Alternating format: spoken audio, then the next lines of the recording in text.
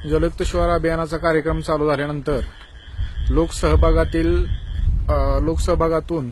मशीनच्या सहाय्याने या ठिकाणी आम्ही मातीचे जवळजवळ 30 बंधारे या ठिकाणी तयार केले आहेत.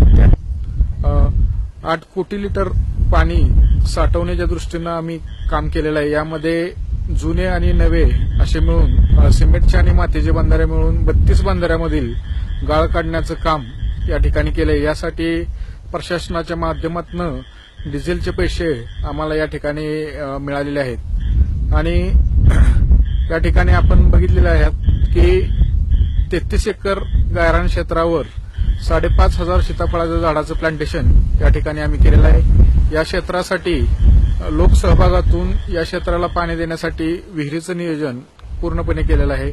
तसेच ग्रामपंचायतचा 13वा वित्त आयोग व पर्यावरण या निधीतून या ठिकाणी आम्ही ठिबक सिंचनसाठी खर्च केलेला आहे.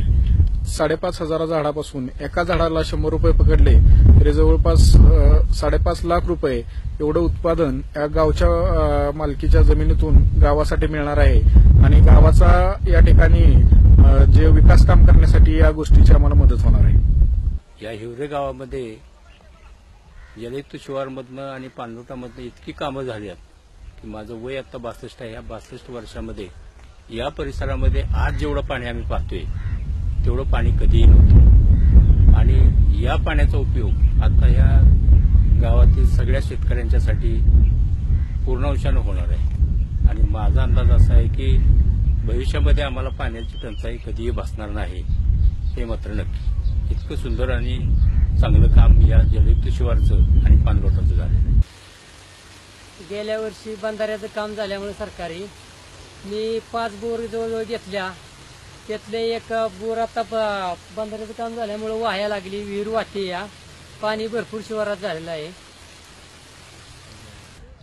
यंदा शासनाने जलयुक्त शिवार काढल्यामुळे पाण्याचे हे पाणी आता भरपूर तलावात भरपूर वाहत आहे. त्यामुळे आमचे आता येत नाही, दुष्काळात टँकरही लागणार नाही व आम्हाला पाणी प्यायची अडचणी भासणार नाही आणि शेतीला पाण्याची कमतरताही भासणार नाही.